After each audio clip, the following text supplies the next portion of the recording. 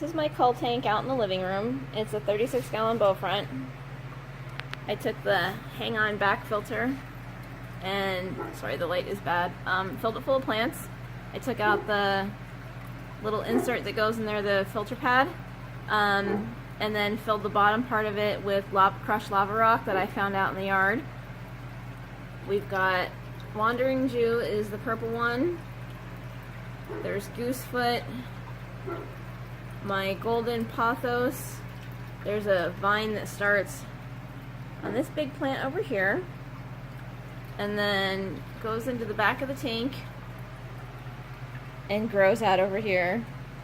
That's what all these roots are, hanging into the tank. Every now and then I whack them all down when they get too long. So mostly there's a guppy in here, there's some white clouds, there's some neons, and then all of my neocols are in here. So that's basically the wild colored ones. Oh, there's 2 ghost shrimp and a handful of Amano shrimp in here too. So the cave I made out of lava rock. And then there's just some moss that I found growing out in a stream in the back.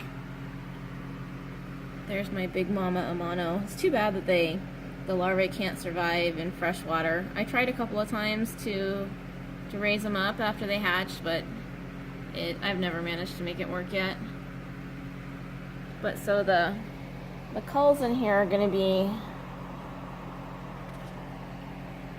like this little stripy guy here. They're mostly clear. Every now and then I get one with a green tinge or a red tinge. There's been a couple of little blue tinged ones in here. But for the most part, there's a little red one.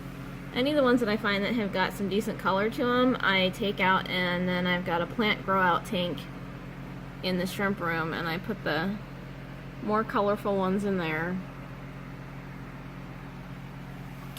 And let's see, we've got sponge filter.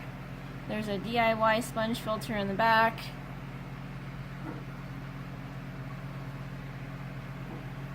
And I don't mind snails, obviously. There's a ton of them back there. Oh, there's my one little male guppy, my little blue one. I like the snails. They live mostly on this back wall, and they just cover it. Little male Amano. There's a buried little wild type neo shrimp. I fed them just a bit ago, so they're all pretty active. I couldn't even begin to tell you what the name of all the plants in here are. Like this one here, this little ribbony one, that was not labeled when I got it at PetSmart or Petco. It had a whole bunch of other runners growing off of it, which is one of the reasons I wanted to buy it. It was like getting free plants. So there's a runner back there. There's a runner I planted back here. There's a couple behind the log. The log piece is antelope brittle brush that I found out while we were camping, and I consulted with a bunch of my aquarium friends, and they said that it was shrimp tank fine. It does put off a lot of tannins. As you can see, the water in here is kind of yellow, even though it's not a dirted tank, and that's mostly I had soaked all of my cholla wood in here too after I boiled it, so that changed the water kind of yellowish. And then that big log, or that big piece of driftwood, I did not boil it near long enough, and it's thrown off. It's not too bad now. It was really bad before, but it looks a lot better now. But this is my cull tank out in the living room.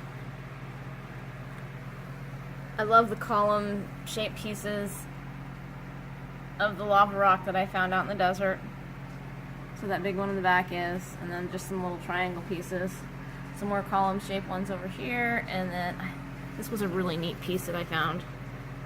And so that's my cave.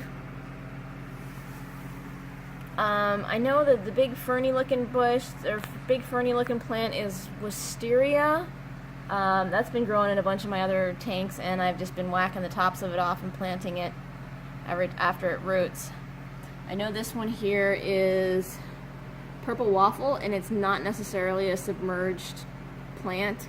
It likes to grow in bogs, but It was in one of the other dirted tanks that I had. I think it was in the 10-gallon. One of the white gravel 10-gallon that I redid recently. And it had been growing in there for months. It's actually got some new leaves coming in at the top. I've read that some people have had some great success growing it, and some people it's rotted in the first couple of weeks, and this one's been growing for months, so until it starts to look terrible, we'll let it go. That's some sort of, I think, a Java windlove fern. My mini Anubias, that one was not labeled. Those I got with some shrimp, and I don't know what it is. These tall ones weren't labeled either. They just looked really pretty, and so I bought them.